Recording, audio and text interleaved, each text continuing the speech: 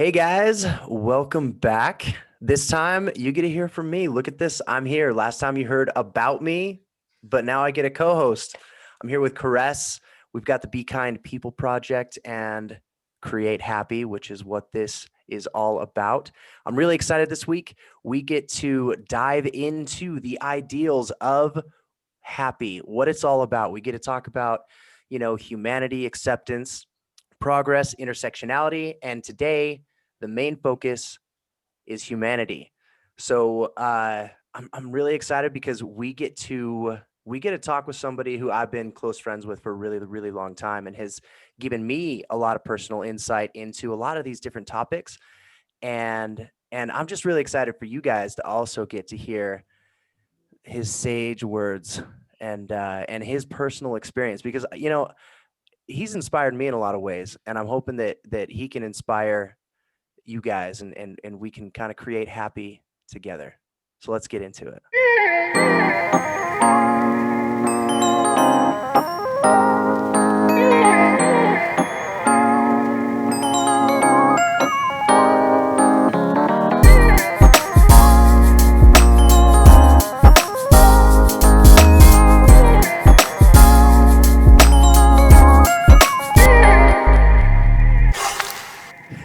Hey guys, so glad you are here today.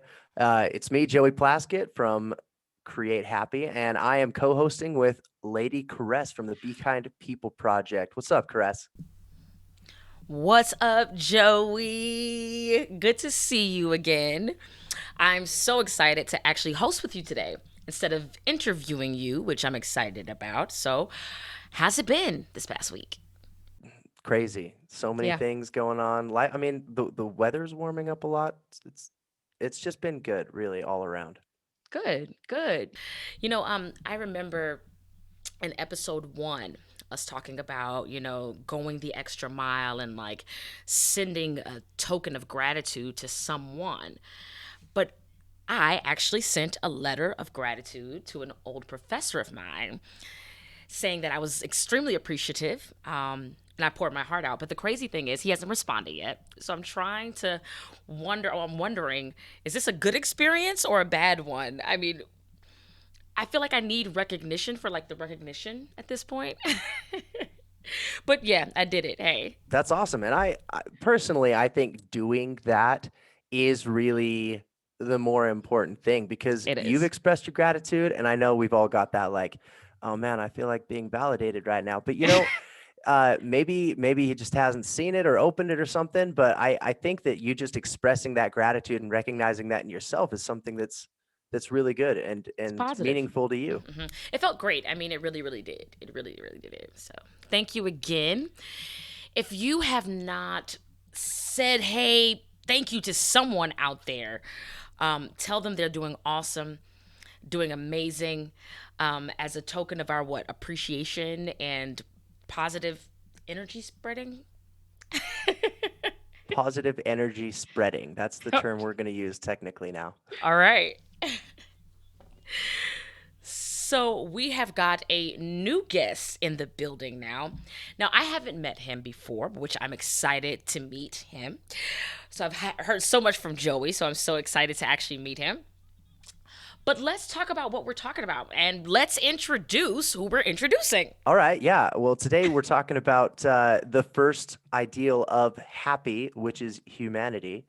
And one of my really good friends is here with us to talk about it. And his name is Sean Sekino. What's up, What's Sean? up, Hi. Sean? Hello. What's up? You look Not, so you thank look you. so good. Wow. Well, thank you. Thank you. I'll take the compliment where I can get it. Thanks so much for joining us, Sean. I really appreciate it a lot. Yeah, of course. Happy to be here. See, we got to keep them coming. We got to keep them coming. We got to keep them coming. Awesome. So, we are talking about humanity and like, Sean, I'm excited to delve completely into the conversation with you because I am learning. And this is something that I'm learning also by talking to Joey, certain words that I'm learning to use over and over again to be more curious about people and where they come from and what they're all about and how they perceive the world. So I'm excited that we've got some new spices in the cabinet today. So I'm Ooh, yeah, excited. yeah, that's right. Great new terms, great new intersectionality, just being cognizant of someone else's story. It's all there in the cabinet spice of life. Yes, yes. So I guess let's get into it then, right? So first, we got to start from the basics. I mean, we just have to. So like in your best 1 minute pitch, like who are you? Yeah, in 1 minute. Ooh, In 1 minute, that's it. okay. So I'm hello guys. I'm Sean Sekino. I'm from Salt Lake City, Utah, and I am an Asian American dude. I grew up Buddhist, but I also love cars. I'm really proud of the car that I drive. That's my baby. I don't have like kids or a spouse, so it's like I just drive this nice car, um, and watch a lot of TV, film. I'm in entertainment, so that's Nice. a lot of required, watching all the Netflixes and the Hulus and whatnot. Um, Yes. Must be and nice. I I have taught music in my life, and I play piano and tinker around with that. Watch a lot of anime and Korean drama. That's just been, I guess, taking up my quarantine time. Yeah. Yeah. Um, Yeah. was that 1 minute? I feel like that was over a I think minute. it was. I think it was about 1 minute. I think it was. So Yeah. we've got what? We've got some anime in there, definitely Netflixing and relaxing and music. So you play the piano. How long have you been playing the piano? I did that I started when I was 7, so that's Oh been wow. a very, very A long very, time, very long longer time. than you would expect. I Uh-huh. promise. I So, look kind and young. That's not the case at all. so it's nothing wrong with looking young, okay? Get it where you can, honey. Get it where you can. Right. So what's the passion, right? Because I know I hate when people meet people and they're like, what do you do? What I do may be different from what I'm passionate about. So, what are you most passionate about? So I feel like because I started as an educator, I'm like passionate about seeing other people's stories come to life. Seeing others grow. That sounds cliche and maybe altruistic, but it's really why I'm in the entertainment industry, like why I'm Mm, an actor, because I want to see AAPI stories and BIPOC stories, be propelled by mm, a larger system. I mean, even in this past week, I don't know when this is going to come up, but Raya and the Last Dragon on Disney Plus just came out, and it's beautiful. It's wonderfully animated. It tells the Southeast Asian folklore without being trite, and they had cultural trusts, and they had mm, the little design down, and the dances, and light skinned, dark skinned Southeast Asians. Like it was just really mm, wonderfully portrayed, um, mm, and so I feel like what I'm passionate about in the arts and entertainment is just seeing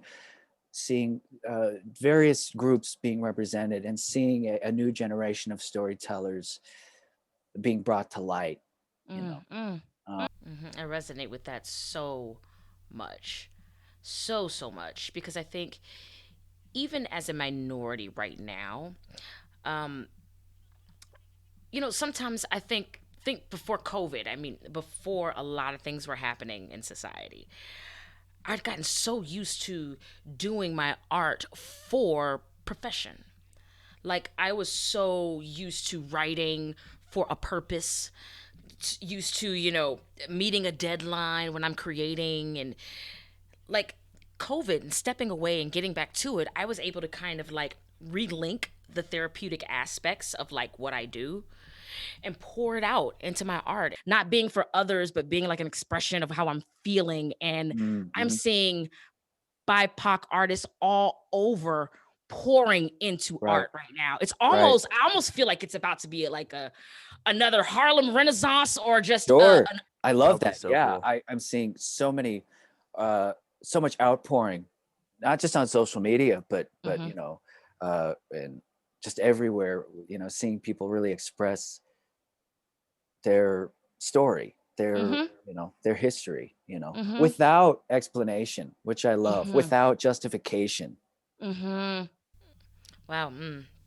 It's crazy that you said that because, I think that's a reality, of being a minority in America. It's almost living always in this duality. Like, here's my actual experience, and then here is what I have to curate so that it's palatable for someone else to understand some of the things that I may go through. So, to be able to tell those stories without having that extra layer, oh, to, yeah, like you So said, to like code explain. switch, just to explain through a Yes. lens like, yes, I am Asian, and this is, yes, okay, yeah, I'm Japanese, sure, great, but here's myself without the lens of, there was early in the pandemic when we were all like trapped inside, not that we're not still trapped inside, but there was this Broadway actress, and she had this like very like crazy video, and she was like dancing just like with great funk music, and she's like, you know what, I'm done code switching. She says when she auditions for Broadway shows, she always has to be the kind, pious Black girl for these certain roles that are up on the great white Yep. way. And then she's like, I'm done with that. I'm just going to be my true, authentic self. Yes. And she heard the dancing and the dress. It was just so, it was hilarious to see, and then to like empowering to see her just play to her truth. Because I think, as an artist, it's and specifically art, because art is it's not like some sort of mathematical equation, right? Or some sort of tangible product. I mean, it comes from an emotion. It comes from like an internal like searching, right? And it's almost it stems from that, right? So it's hard for artists to separate themselves from the art that they produce, because it really does come from them. And I think that is something that we're always having to battle with. So for those people who don't know who code switching, or not, so what code switching is, but I've dealt with this my whole life, as I'm sure you have. Oh yeah. So let's define that for people who don't necessarily know what code switching is. So Sean, what is code switching? Coach, well, I'm not necessarily the expert to explain, but in my experience of code switching, it's like, when you enter into a social sphere, um, there are certain expectations that you have to like present yourself in order to assimilate into that Mhm. group.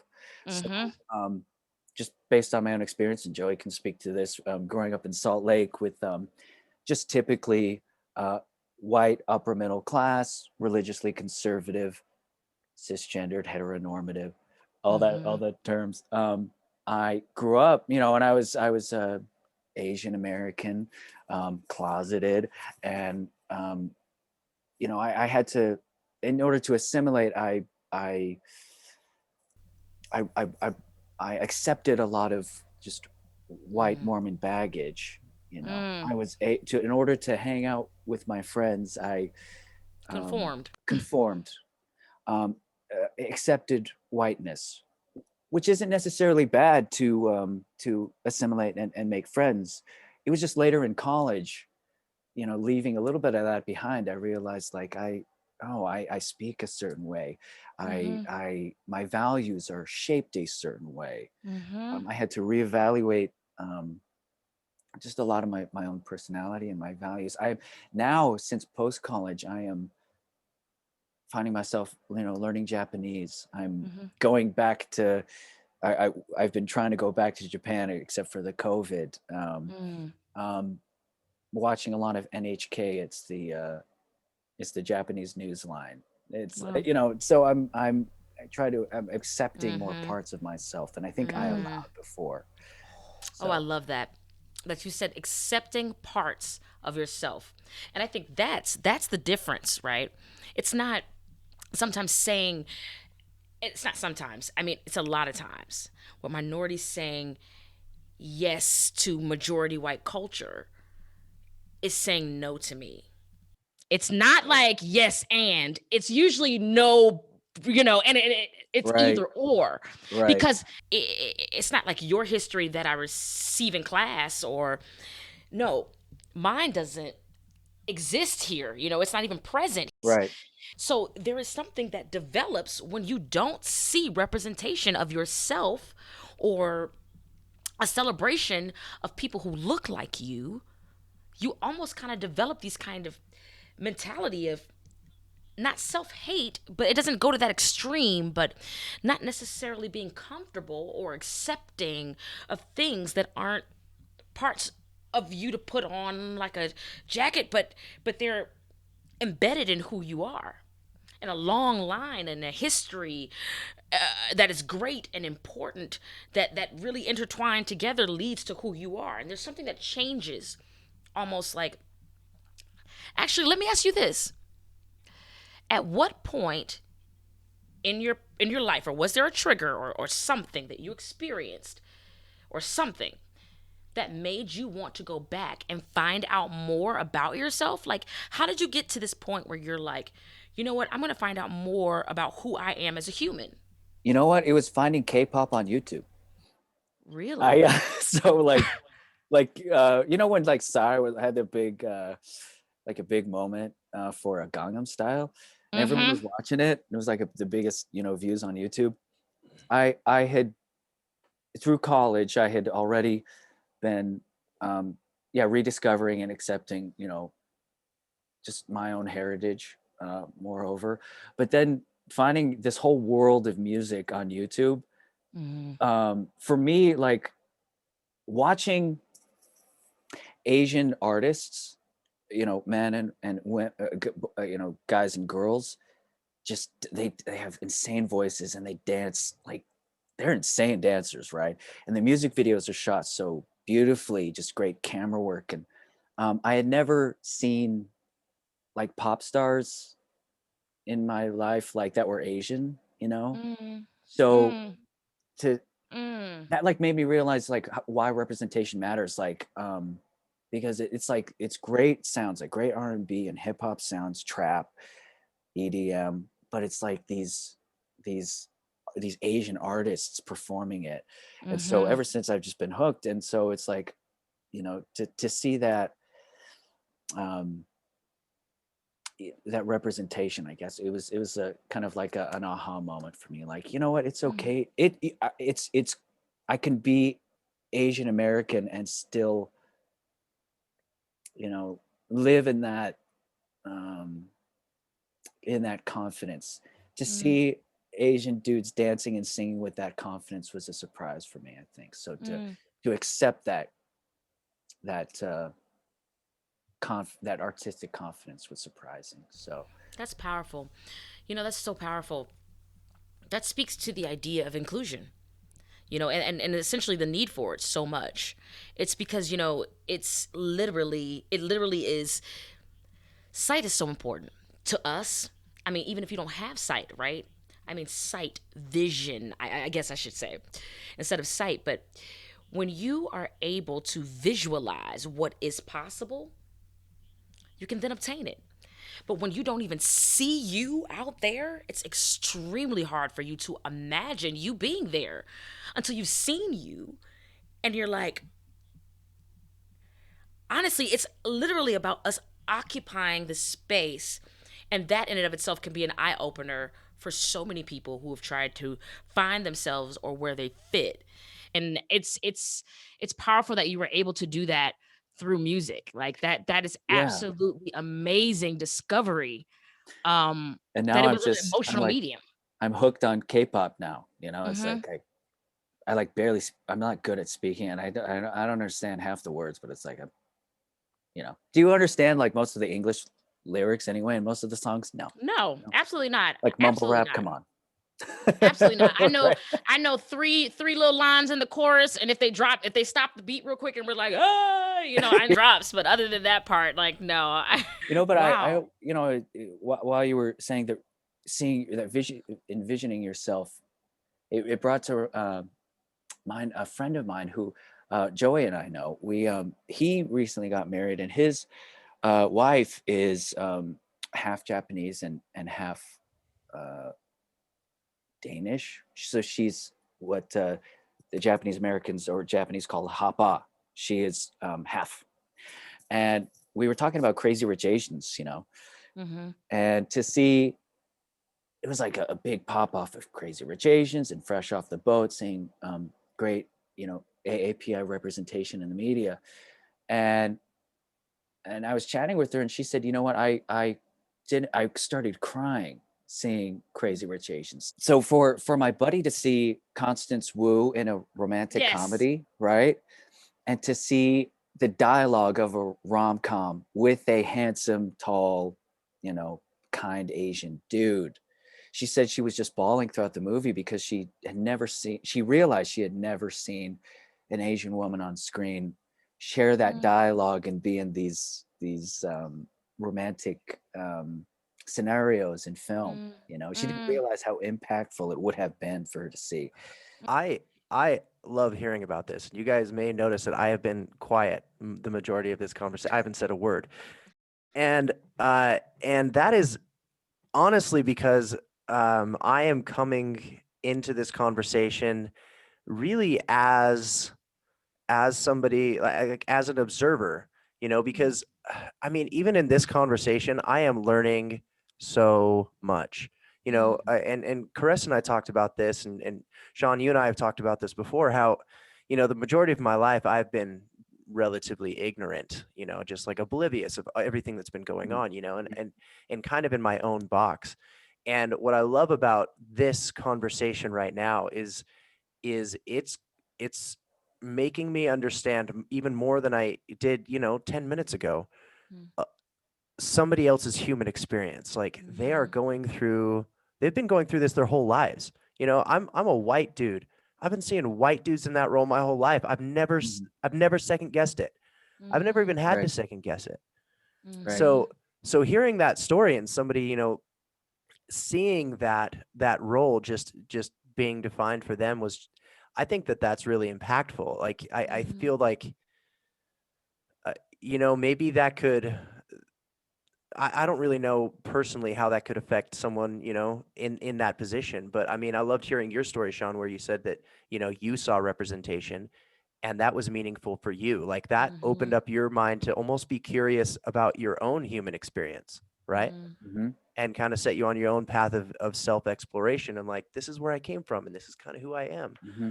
And I, from my standpoint, where I'm at, I love hearing about that, and I really am hoping that, you know, in just being as honest and frank as I can, I'm kind of hoping that other people can hear this and feel what I'm feeling right now, mm, kind of be in my shoes and be like, wow, Totally. oh Yeah. my gosh, you know, like have a light mhm, switch turn on their brain, like, oh my gosh, mhm, yeah, why mhm, can't like let's get out there and support more of this, because that is, to me, that's amazing. I mm, loved hearing Yeah. about that. And I love that you're recognizing like someone else's story, you know. I love that you come to the table with an open mind, you know. I think that's what I feel like happy is all about. It's listening to someone else's story, you know, reaching across whatever aisle that is, you know. So for this, you know, project to already start with someone who has an open ear, I mean, this is what that this is what everybody has been working for in the past year, especially, mhm, is just to have an open mind, to have someone else's story have the open mind as well, you know. mm, So I have a question for you then, in because, you know, I'm coming at this from a, I've kind of had this realization, and I started out like being curious, you know, what is this experience like for other people? And we keep bringing this up in a discussion that, you know, curiosity is the first step towards understanding somebody. You gotta want to understand, like have a little bit of curiosity to be able to then understand somebody and create some sort of empathy. So what what has a process like that been? Do you have any like personal experiences like that in your own life, whether that's, you know, curiosity to create empathy that's built on, you know, your own individual human experience, you know, like accepting yourself and understanding yourself, or seeing and understanding other people. Like, do you have Mm, something like that that you could kind of yeah, share? for sure. So my mom and I did some work in Washington D.C. This was 2019, way before COVID, when we could still do theater, right? And my parents came to visit to see the show, and my mom and I had a day. I had a day off. My mom and I went to the that that I don't want to mistitle it, the African American Museum on the Oh, National Mall. mm-hmm. Mm-hmm. And we got in on a fluke. It's hard to get tickets, I guess, and so but we just happened to get on a wait list, and it worked out. And I thought I had some understanding of the Black experience, but that museum, it's so emotional. Like, you start Mm-hmm. at the very bottom, Mm-hmm. literally underground, Mm-hmm. and it starts with slavery. It Mm-hmm. starts from the beginning from it's a chronological experience. um it was heartbreaking. I mean, I think you can view a lot of it online now through the Smithsonian or something. But it starts with slavery, and then it ends with uh, um, the like the black contribution to arts and entertainment. It ends with Obama. It ends with optimism. It ends with R&B and hip hop and jazz. And Mm-hmm. so, there's so many details that were such an education that I had no idea about. And my mom and I, we were just going through the museum in silence, bawling, but laughing, bawling, Mm-hmm. laughing, like Feeling. feeling. Yeah. Mm-hmm. Mm-hmm. One thing that really struck me, um, I'm a Thomas Jefferson fan. I read a lot of his biographies. The biographers for decades have mulled over the Hemings experience. So Thomas Jefferson had relations with Sally Hemings, one of his slaves, and he had a family, and how he had to keep that quiet because he worked for the government, and he was a stalwart hero of the South. Um, there's a whole section in the museum, and that was really a beautiful, just calling out. And then there was this plaque about Black codes that it's like, laws that were passed a couple hundred years ago to keep Blacks out of certain neighborhoods, to, Yeah. to keep them getting out of Oh jobs, yeah. being like allowing lynching. They, right. And then mass incarceration of young Black men, right. Um, these laws became Black codes that still kind of exist today Exactly. through legislation that just keeps getting turned over by lawmakers in various states. And so Mm-hmm. Blacks are still not allowed in certain neighborhoods, and not allowed to Mm-hmm. work, this or this job, and Mm-hmm. school access, funding. I don't need Mm-hmm. to educate you, Caress, on any of this. I'm just saying I had no idea. And Mm-hmm. I was just like, it was, yeah, it was Oh. hard, but empowering and educational to get through. Yeah. So, so, man, I had a very similar experience when I kind of started going into research, and I didn't get into like the museum, but I also had to, do a lot of reading on the history of, the Black American culture, and Mm-hmm. what the Black American community has gone through. And oh boy, it was. And I don't know if you had the same experience as I did, Sean, but I had to have almost like a self evaluation where I had to think like, wow, because it got to like current day and age, and I'm reading this, and it's talking about how things are still going on. And I'll talk about this time and time again. I was reading through it, and I would almost feel like a little defensive, where it's like Mm, I am not a bad person. Like, I haven't been doing this and everything. And then that's where right. the self check comes in, where it's like, hold up, this isn't about you, Joey. This has Right. nothing to do with you. This is you're understanding them. That's why you started this, you know? And I kind of had to step away from myself and accept the information and accept what I was feeling as okay because like I felt terrible reading through all of that stuff. And Mm. that's kind of, you know, that's there's a lot of stuff that spurred this Create Happy project that I'm trying to do, but I mean, do you feel like you kind of experienced something similar in Oh, that? totally. You know, I'll say this. I growing up in Salt Lake, which to say I had a wonderful time. My grandma, who's in Hawaii, she said, you know, I had a Leave It to Beaver upbringing. I mean, it was very wholesome and kind, and like Utah has such an emphasis on family that I and growing up, like I had a wonderful experience. And you know, and you know, I can speak to how easy it is to have friends, you know, and easy it is to hang out, and how wholesome it is. And so whenever I talk about growing up in Salt Lake, it always sounds like I have a chip on my shoulder, which I don't, but I just, there was just a lot to unpack.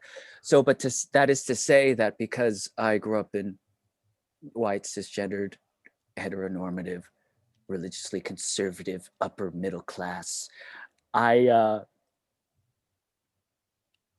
know, Caress, I only knew like two black kids in the whole high school. Yeah. Mm. Mm-hmm. And then because I didn't have exposure to someone else's life, I just didn't know. You know, Mm-hmm. you hear stories and you think you know, but you really don't. And at the Mm-hmm. time, like our movies and television were, you know, there's just a lot of progress to be made, you Yes. know. Yes. And so I didn't. It's not that I had going through the museum. It's not like I had white guilt, but I had guilt. Like I'm like, how Mm. could I not know this as an American? You know, like I Mm. don't know whatever guilt I was feeling. I was like, how could I not honor someone's story like this? You know, Mm. I what a sheltered experience I had to the Black American experience growing up. Mm. I remember in our textbooks, slavery's 2 paragraphs. You know, Mm-hmm. that's it. Mm-hmm. And we can get into the Japanese American experience, which is like the internment. Japanese internment is literally 1 paragraph in like the Utah. Maybe it's a page on like the Utah curriculum. I don't know if that's been It's updated. crazy how there's always a story being told, but you always have to ask yourself, from which vantage point is it being told from? Because there's a history, there's American history, but it's told from a very different perspective. And I think, you know, I can understand the feeling of guilt because you may not know a group's culture or a group's history. But I'm gonna be really, really honest, and I have to say this because I just went through this and I just did a show about this last week. In 2020, I came to a realization that I was desensitized as a human being. And even though other people may look at what's happening right now or look at what's being illuminated and say, oh my gosh, I never saw this before. And they're like, oh man, I was on the opposite side of the spectrum where I see it every day. But what I realized was that the old man, I didn't experience anymore. I'd almost become like, this is just my reality. It is what it is. And that's just is what it is. But it's so crazy because honestly, the interest of other people in my experience in a way that had never really been present here until recently has also sparked an interest in me to find out more about my own culture in ways that I was never taught, in ways that I didn't even realize or see. So, it's when we talk about going to the museum and you feeling some guilt, I've also felt so much guilt, specifically in the past 12 months, over the things in my own culture that I didn't even know. Yeah, yeah, It blows my mind. And I remember as I'm sitting, and it's so crazy because more and more people don't look like me come up to me and say something like, oh, hey, how's it going? Because they're trying to enter into that or engage me, right? And they tell me some sort of fact they want to throw out, or they ask me a question. And do you know how I feel when I can't answer those questions, or I don't even know what they're talking about?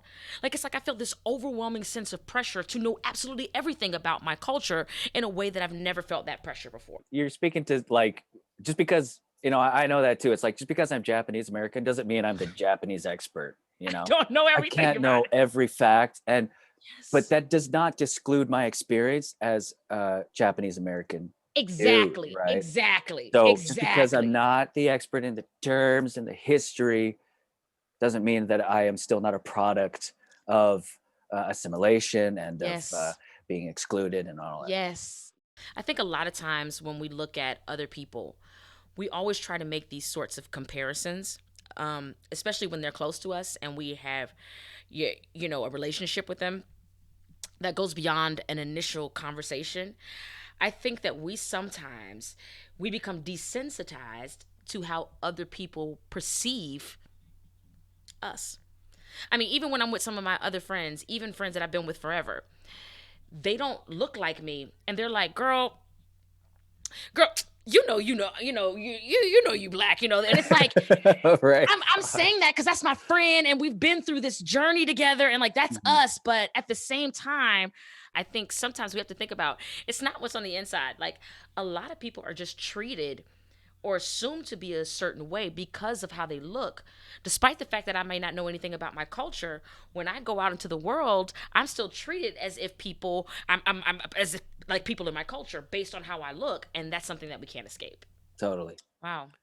Wow, wow, wow. So Yeah. let's talk. Go ahead. Go No, ahead. no, Yeah, I'm just I actually kind of want to touch on that like a little bit because like Sean and I have mentioned a couple of times, like I grew up with this kid, like I've known Sean for years. And this is a great example of like kind of being oblivious to what's going on around you because I never once, not even one time in our, 15 years before, I mean, we've known each other like 18 something years now, but before I we actually started, graduated '06. We're very old. yeah, anyway. So, so in like the majority of our history, not even one time did I think, oh, what's it like for Sean being Asian? Mm-hmm. I And Mm-hmm. never, gay ever, and, ever. you know, Oh yeah, I all never the thought Mm-hmm. like, what's it like for Sean being Asian and gay, Mm-hmm. and right. in Utah, or like I never thought about it. I was just like, hey, Sean's a cool dude. I love Sean. I accept Sean, Yep. like Yep. whatever, and I love hanging out with him. And that was it. I was just in my own bubble, like Mm. seeing Sean and acknowledging him as a super cool dude that I love and respect. But I never once thought like, what is he dealing with as an Mm-hmm. Asian gay guy in Mm. Utah? Like I never once thought about that. And I think Hmm. that's really where as like, you know, human to human, a lot of times that's where we're falling short is we're not trying to think, like even to those people that are closest to us, we're not thinking, oh my gosh, what is that like for you? Mhm. We're There's just something kind of, powerful I about what mean, you're yeah, saying.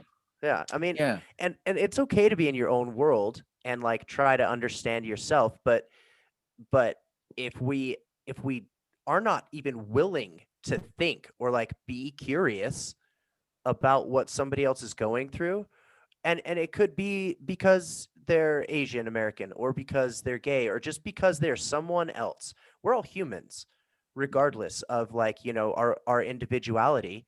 Because that's the thing about happy is we're focusing on the individuals, our individuality, but we're doing it together as humans. Mm-hmm. So Mm-hmm. regardless of who it is, and I mean, I want to focus more on anyone who has been othered, obviously, because they've been in an other position. But we have to reach out to those people that are near us, like Sean was near to me my entire life, and think, okay, maybe start a conversation and not like expect you guys to be the experts on all things Asian American or all things Black American. Like I don't have to Right. expect that from you guys. But Right. what I can ask about and start a conversation about is what has your experience been? Like what's it like Mm-hmm. for you, And then and Totally. have an open mind and an open heart and be willing to just accept that, and then we can, I feel like we would grow together more Mm. as a society if we just had that specific conversation.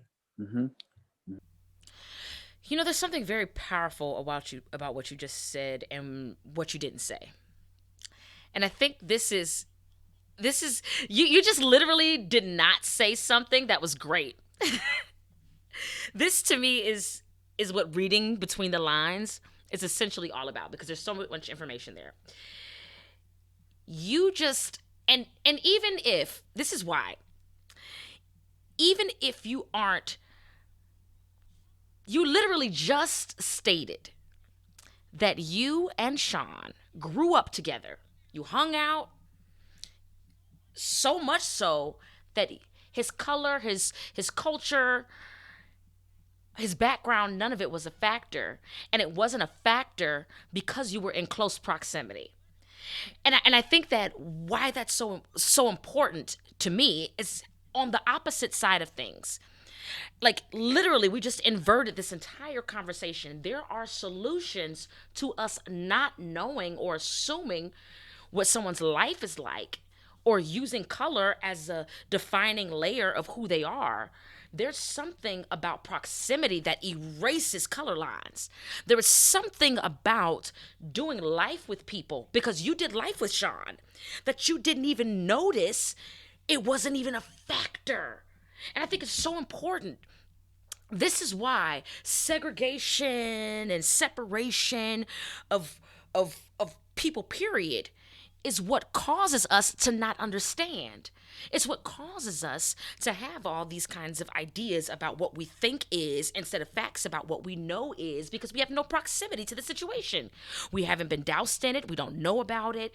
And I just think that there's a beauty in understanding too, and stating that, like, you didn't even see any of that because you did life with each other. And I think that's what happy is all about as well. It's about reaching out and saying, hey, I don't know anything about that, but let me go swim in those waters and see what's there. Let me go swim in this uncharted sea and see some new epiphanies, because I am willingly going into arenas and environments and interacting with people for the purpose of learning and growing and being intentional about it. And I do like you speak to something where it's like Joey, you still had a keen, open, and empathetic eye and ear when we were young. I remember us having a long conversation about Buddhism. I grew up Buddhist, Japanese Buddhist, Jodo Shinshu, and so you really wanted to hear about that, and not in a patronizing way. That's like, oh, you just wanted to learn about it and hear someone else's side. Something that wasn't Mormon, right? And so you still had you approach it with an empathetic ear, and you're so right, Caress, that it's about inclusion, so that we can hear someone else's story, even through proximity, and just learn to hear their humanity and see them for who they are, and not without mislabeling them. I had a similar experience that might be inverted. When I was coming out in college, I told a lot of my friends, and I told my family and my friends, but then I withheld the information from a lot of my Mormon friends who I had known for decades, who were some of my closest friends, because I had preconceived notions that they were going to be. We all know how the Mormons treat the gays. I had my preconceived notions about how they would treat me and how they would discriminate and how we wouldn't be friends, right? But I finally told two of my closest friends, who are still Mormon and still, and live in Salt Lake, and, have a wonderful life. And they were the kindest. They were the nicest. One of them, she said, this changes nothing. You're still one of my buddies. And I was like welling up. I was like crying, because I'm like, maybe it wasn't them. Maybe it was me with my preconceived notions of how they would treat me. Man, that just resonated so much with me, because I went out a couple of days ago, and sometimes we have to check ourselves. Sometimes we really do. Because I went out a couple of days ago, and a young lady was trying to have a conversation with me. And I was just annoyed. I was annoyed because the conversation was entered because of color. I mean, that was literally the entry point of the conversation. However, I think sometimes when you have these kind of conversations with people, you have to start, at least I have to start looking at the heart behind the questions and not necessarily the questions but why they're saying them. I've got to see behind the lines, right? Because I think you're absolutely right. Like sometimes there is a defense mechanism that goes up when you feel almost as if you've been put in a fishbowl. People are so curious about you, and you're like, back off. Uh, I I just think that's. I'm glad that you brought that up because it does. It goes both ways to us being able to give people a chance. My dad would say, if you let see people surprise you, you've got to allow people to surprise you because there's so much more out there. Prove you wrong. I experienced that a lot in my growing up, all through even from elementary to college, where people would ask, where are you from? And I defensively would say University of Utah Hospital. Mm-hmm. Why? And they're like, Mm-hmm. oh, but like, where are you really from? And they mean, Yeah. what kind of Asian are you? And Mm. like, there's a way to approach that. I mean, now I hope people are becoming more aware of like how to approach a conversation like that. But on the flip side, I realized later on that like this person was trying to empathize with me, trying to have Yes. start a conversation with me. Unfortunately, it was through my otherness, through my BIPOC experience. Mm-hmm. Just talk to me as a person, Yes. Hi, like, Yes. just get to know my hobbies instead of asking me if I like anime because I'm Japanese. I happen to like anime, but Mm-hmm. I didn't. But that because I'm Japanese doesn't mean I like anime. But you know, find a different entry point that is my color, and but that is to say that I do see that intention is Mm-hmm. kindness. Mm-hmm. Um, Mm-hmm. Mm-hmm. so You have to see that. You yeah, do. yeah, Yeah. Yeah. I, once again, I love hearing what you guys are saying because I'm gonna just say that I come from the other side of don't I don't know if I've done this because I don't think I've like consciously been aware of approaching someone and trying to, connect with them because of their otherness, as mm, you say. I mm, don't know if I've done that, but I wouldn't be surprised if I had. And Mm. I like that we're bringing this up because I feel like there are a lot of people, like you said, Sean, that, maybe aren't aware that that's not how they should approach the conversation. And maybe they're right, trying to approach the conversation, maybe because they're curious, and that's like the benefit of the doubt. And maybe that curiosity, they want to learn about a different cultures or a different experience. But I mean, should we talk about like specific, points right now of like Yes. how should that conversation be started? What I do you love think, that. Sean? What do you Well, think? I'll firstly start with like uh the inversion of the question. Like, I've never had the bravery to do this, but like to go up to a seemingly white blonde kid and being like, "So where are you from? Oh, but where are you really from? Are you from Germany? You Mm. like? Oh, you've been a Wiener Schnitzel? I freaking love Wiener Schnitzel. You must have. Do you have like Lederhosen at home? That sounds like an asinine question if it's flipped on its head, right? Woo. Um, I Mm. love and that. so Mm-hmm. the entry point for me to getting to know this person is their heritage. Whereas I could just simply get to know the name and like, um, so what brings you here, people, the cliche ask is like, what do you do? But we don't have to like pin someone by their job. Like, um, seeing something in common Yes. between the two of Yes. you. I love how some of my friends, my girlfriends are taught to compliment other girls. Like, I Mm. don't want to sound sexist, but like girls are kind to each other by saying, I love your hair. I love Mm-hmm. your dress. Yes, honey, you Right? working it. Right, Mm-hmm. right. And that's like from it's a very empathetic entry point to Mm. start a conversation. And um and so I don't think girls just have to do that. I think Mm. guys should have the ability to be like, and other BIPOC experience, you know um oh my gosh, those acid wash jeans are sick, bro. Dude, start there. You don't have Yeah. to start with the color, right? Yeah, Yeah. I feel like for someone like me, it's a little easier since my profession is fashion.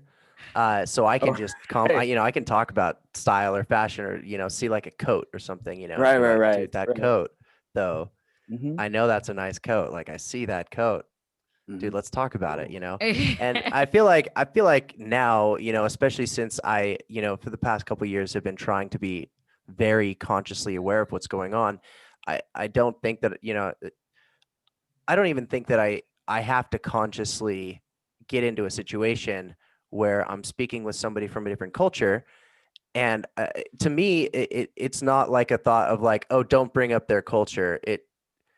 It's unconscious now. I just say, oh, hey, what's up? Like you're a human, I'm a human. We get talking, and if it organically comes up where they're like, oh, well, this and this, that's cool and that's fine, But like you Hmm. said, Sean, if you're basing the conversation off of, hey, where are you from? Right. Well, and, I live in Los Angeles, where it's a wonderful melting pot of experiences and economic backgrounds and multi-generational homes, and it's like a very, like you drive a mile and you're an entirely different borough of a neighborhood, right? And so in meeting a lot of artists and people my age, I never try to assume that when they say they're like from Mexico, that like I never try to assume how long they've been here as a or as a citizen or not a citizen. Like I just never try to assume their history. So, Hmm. and I never try to bring up like the the stereotypes of like Mexican culture as an entry point to get to know that person, Hmm. like um so like to ask like, oh, how long have you been here, is a completely separate issue, immigration issue that doesn't that can sometimes, it can definitely be offensive. Hmm. How long have you been in this country? Oh, do you have your citizenship? Like that's just something you shouldn't even bring up. That's an entirely different happy podcast altogether, right?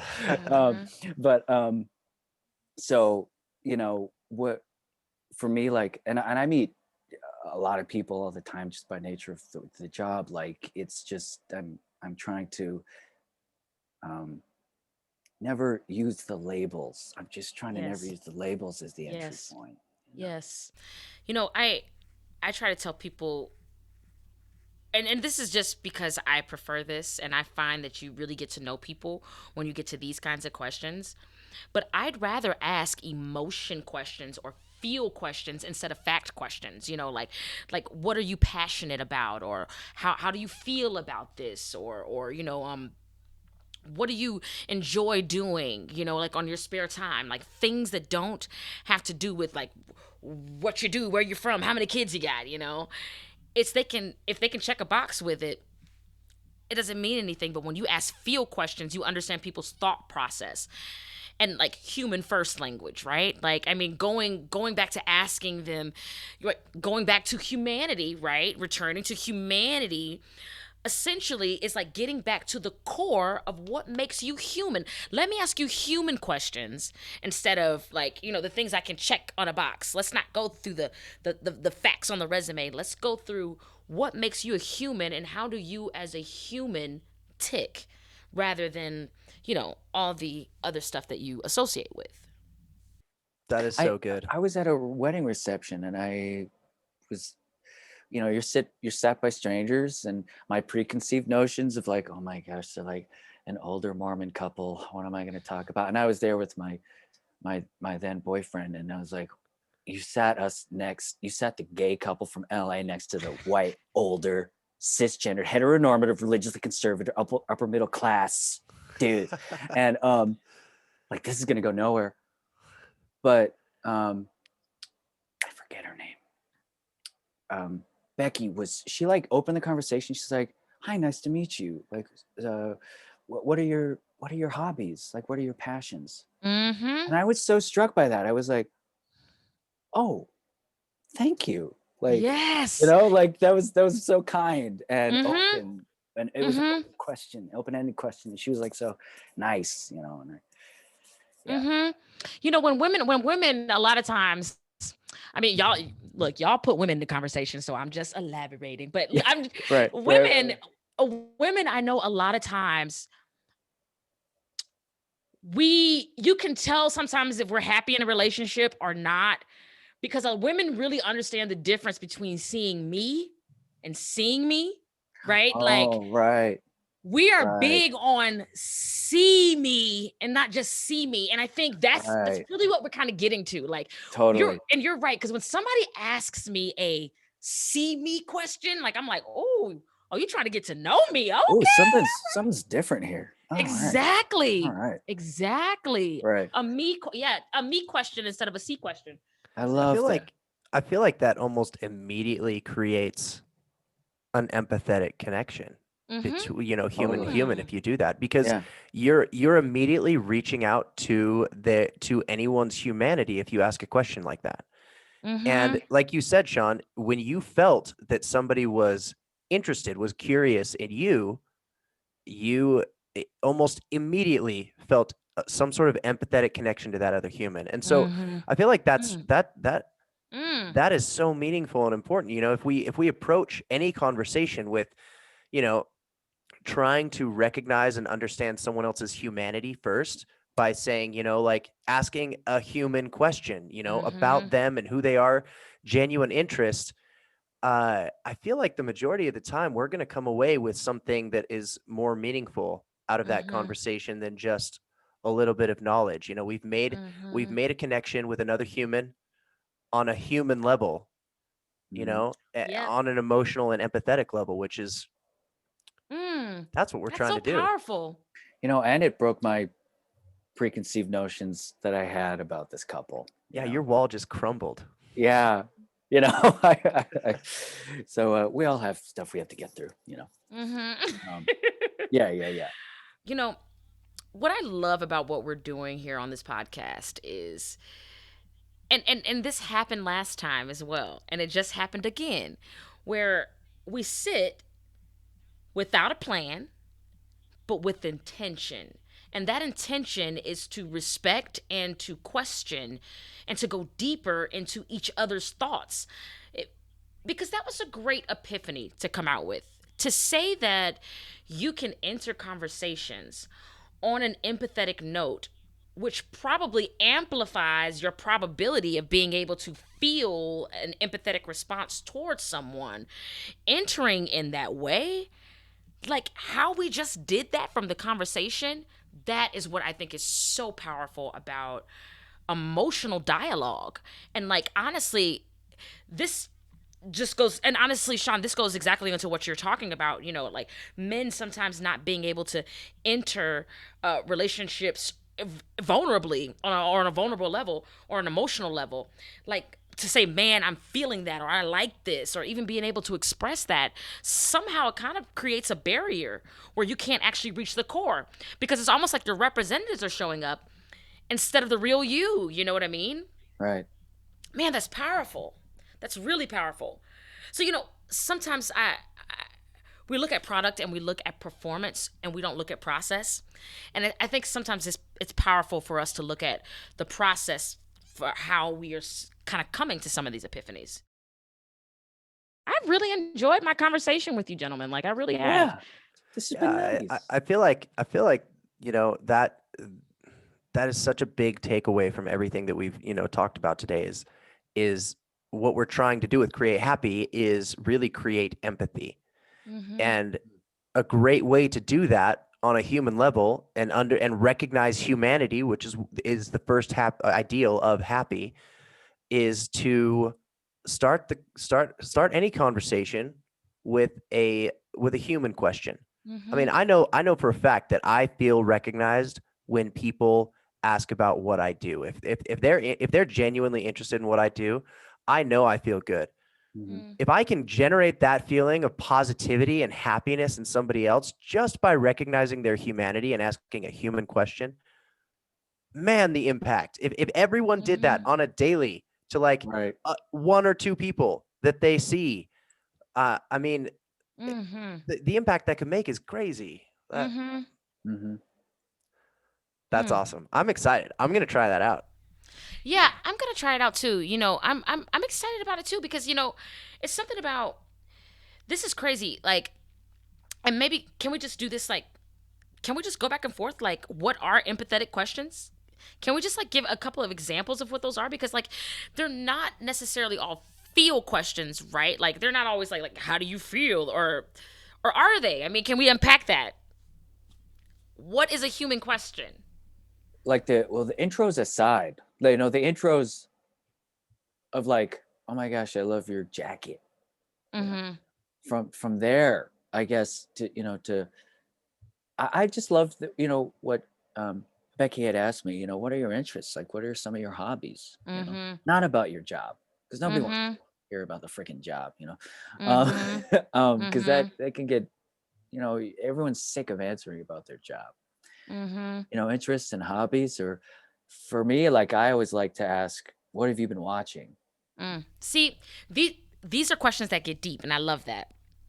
What are you watching? Yes. Because especially with like the golden age of television, like people can dive into their passions that have been turned into TV, you know. Mm-hmm. So all the like Marvel TV aside, but like like Chef was like this great show by this movie by Jean Favreau, but then he like turned it into a chef like guest show, and like, oh, so you like cooking, you know? Mm-hmm. Oh, blah blah blah blah. Right. You know, even when we walk into the workplace, I think sometimes even workplaces can benefit from literally just asking a new employee what motivates you. I mean, instead of, you know, trying a million different things, sometimes we can literally get to what makes people tick by asking what makes you tick kind of questions, like what are you bothered by, what are you motivated by, like what inspires you right now, what was the last inspirational piece of art you engaged with, I mean, just just ask. Right, right, right. I Yeah, and love I that. I don't know that the question, that human question, necessarily always has to be the introductory question to like any random individual that we come across, you know? If we come Mhm. across a human that we have never met before in our lives and we just engage in conversation because maybe there's something about them, and I mean, realistically, we're going to see something about someone that's going to make us want to start a conversation.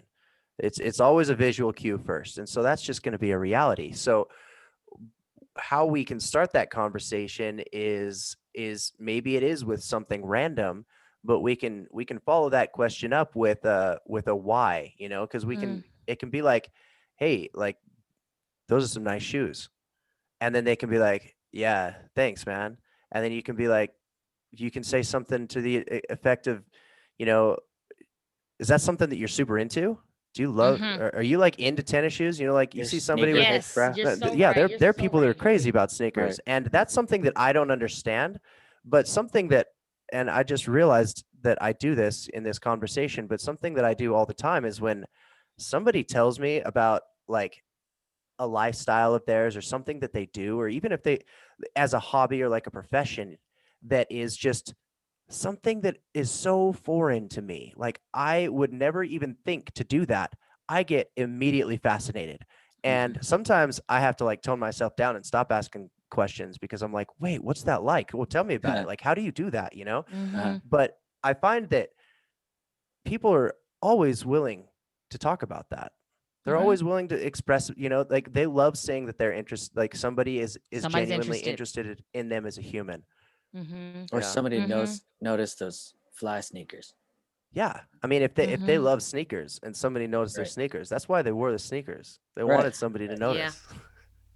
I love that connection. That the first question doesn't necessarily need to be it could almost literally be like a segue from a question. I mean, it could, you're asking something that gets to an internal revelation of the person you're talking to. It's like an understanding of their mental process and understanding of maybe their like value process, understanding of maybe like their perceptive, the way that they perceive the world, or how they feel about different things.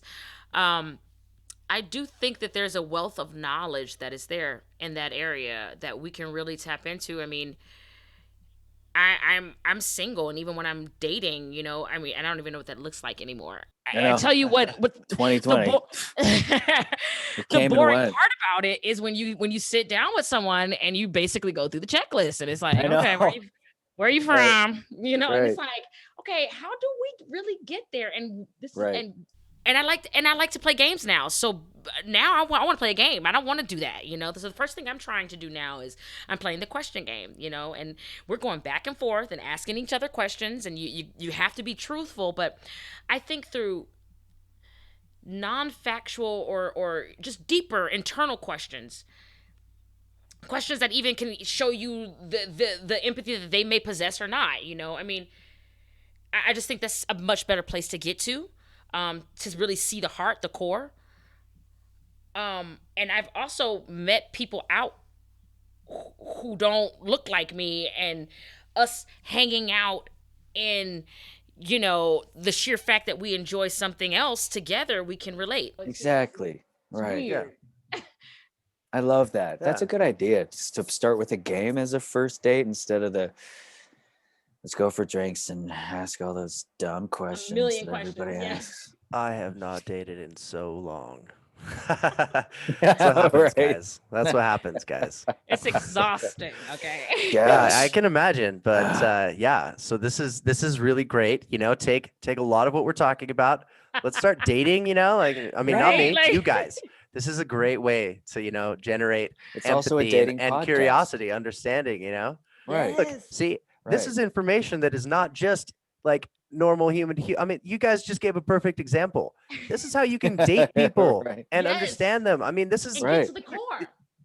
Sean, and again, Sean and I have known each other for 18 years or Yeah. more, something like that. And just in engaging in conversations like this, man, I now know more about Sean.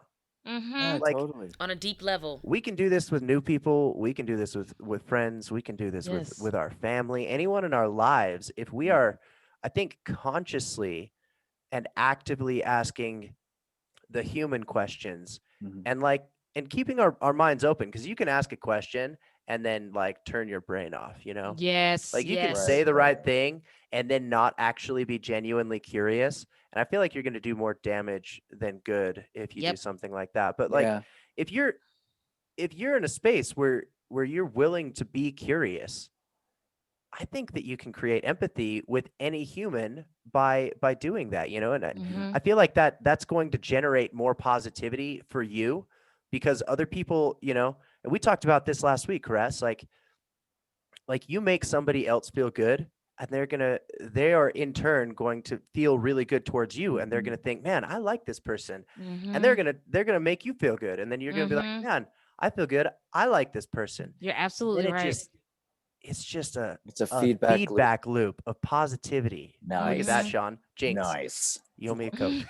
I'm gonna mute myself. So Yeah, but if we could get to know each other a little bit deeper then on this call right now, I know you guys have said that you've known each other for what? How many years has it been? let's not talk about how old we Okay, are. look, It's been a look. while. It's been a while. Been a while. So let's ask an empathetic question. Even with the people that you may think you know the most about, what is an empathetic question you can ask somebody you've known your whole life? I don't know. I'd love to like ask you guys an empathetic question. Oh, you want to ask us? Yeah. Oh, please. Yeah. Yeah. Do Yeah. it. Yeah. Go for it. So I guess I want to know, what are you looking forward to most in an uncertain future? I've been realizing how much like positivity it takes, and realizing how much growth it has taken, personal growth, to like go through this year and a half. I mean, this almost year, what will be a year and a half. So I am looking forward to the growth that I will step out of having come from this. You know, I'm hitting my you know, the business side of things for my work harder. I've been diving more into my craft as an actor. I'm, you know, um, being I'm diving into like investing and making sure my finances are in order. Like I've never had this much time to build my Mm. own little personal empire, you know. Mm-hmm. Mm-hmm. Plus the just the emotional growth. I mean, we've had so many lows this year, and to, you know, have worked through that and still come out the other end with an optimistic tone, I think, you know, that can serve a lifetime, you Mm-hmm. Mm. You discovered your resilience. know. Oh yeah, yeah, yeah, That's yeah. powerful. Love that, love that. What about you, Well, Joey? yeah, for me, I loved hearing what Sean had to say because I mean that I already and I'm going to speak to what was immediately in my mind when you asked the question, but he actually made me step back and think like a little bit more about myself and kind of the way that I'm looking at it because he again just opened up his mind and like a little bit more about how he works. And it's like this is how my brain works and this is what I love seeing that because I just found out a little bit more about Sean. I feel like I know him more because, Mm. I hadn't even asked him that question. Sean, you and we got some work to do. I got No, Years we in the gotta making here. We got no some work more to do. no more running and But frisbee golf. We gotta like oh, You got to get to the core, we guys. I mean, definitely come on. have to do this while we're playing disc golf, okay? Because yeah. that's when you talk about meaningful things. Oh right, yeah, yeah, That and running too. yeah, yeah. But yeah, so to answer your question, Caress, from my side is I think for me, what I'm looking forward to the most that is something that is uncertain right now, and I'm thinking like in the next immediate future, maybe the next year or something.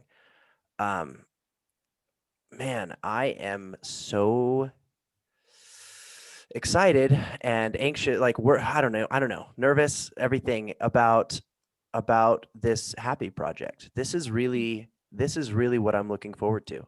I think both of you guys have been in enough conversations with me to see that this is something I care about deeply. Mm-hmm. Mhm. And what I'm excited to see, if it can happen, is an actual, tangible, positive impact Mm. that can be quantified by maybe the change of somebody's life Mm. or something else. Like I don't know. It's hard for me to describe exactly what it is that I'm looking forward to because there's a lot of things. But I'm looking forward to kids that know things that I didn't know Mm. about how to Mm. understand someone else so that they don't go through 18 years of life with somebody and don't know how to ask these empathetic questions all the time, Mm. and maybe they don't know somebody on that fundamental level. And I'm Mm-hmm. looking forward to something that can I would love to see the positivity of what Create Happy is trying to do Mm. impact people's lives in like a long and lasting way. And I don't know what that's going to look like. I have no idea. Mm. I don't know how far I'm gonna take this at all. Like you guys Mm-hmm. are really the reason that it's going anywhere. Like I couldn't do this Mm-hmm. alone, but that is something that I can't tell you guys how much I'm looking forward to that. And I have no idea. That is so uncertain. I have no Mm-hmm. idea. But can you imagine like a better, happier, more positive society and community and world? Like I'm getting excited just thinking about it. But and I try to like tone myself down a little bit because I know everyone that knows me knows that I can get a little overbearing when I like really get like into things. So um but yeah, that I think that's what I'm really looking forward to is Mhm. is seeing seeing if all of our positivity can maybe impact just one person, and Mm-hmm. make a difference for them so they Mm-hmm. can make a difference for someone else. Right.